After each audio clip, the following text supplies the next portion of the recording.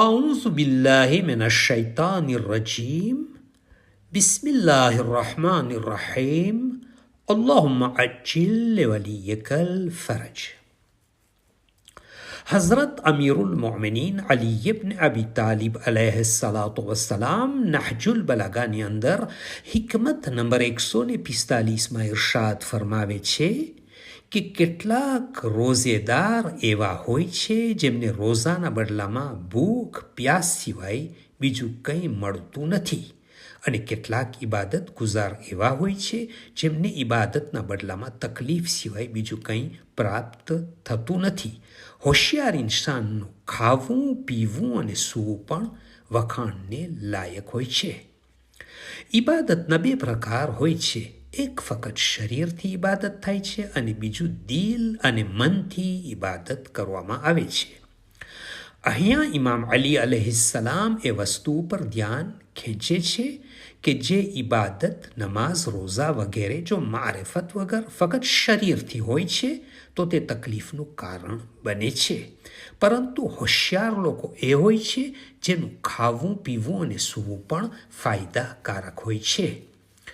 ઇબાદત એટલે નમાઝ, રોઝા, સદકો, ખૈરાત અને નેકીઓ બહુ જ જરૂરી છે, પરંતુ જો તે સરખી રીતે ફક્ત અલ્લાહને માટે કુરબતન એલલ્લાહની નિયતથી હોય તો ફાયદાકારક છે. જો ઇબાદત કરીએ, રોઝા રાખીએ અને અલ્લાહની નજદીક ન થયા તો એવા અમલથી શું ફાયદો? અને જે ઇબાદત આ દુનિયામાં જો આપણને ન બદલી શકે તે શું આપણને મરવા પછી ફાયદો પહોંચાડી શકશે?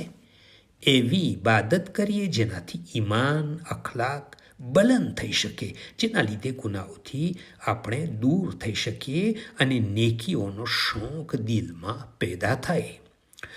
રોઝામાં ભૂખ્યું અને પ્યાસું રહેવા સિવાય બીજી ઘણી વસ્તુઓનો ખ્યાલ રાખવાનો છે, ત્યારે તે રોઝાનો વધારો આપણને ફાયદો વધારે મળે છે.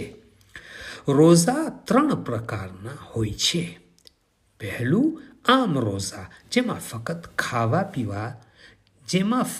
ખાવા પીવાથી બચવું અને જે મસાઇલમાં બચવાનું છે તેનાથી બચવું.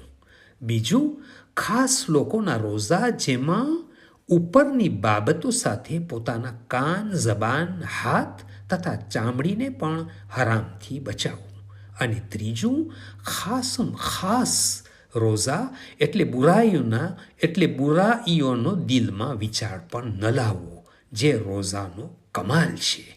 જો આ મુજબ રોઝા હશે તો દિલમાં ગુનાહોથી નફરત થવા લાગશે, જહન્નમની આગ સામે ઢાલ બની શકશે અને સૌથી મોટી વસ્તુ કે ખુદાનો મહેબૂબ બંદો બની શકશે. اللهم صل على محمد وآل محمد وعجل فرجهم. From Fountain of Ahlul Bayt alayhim salam.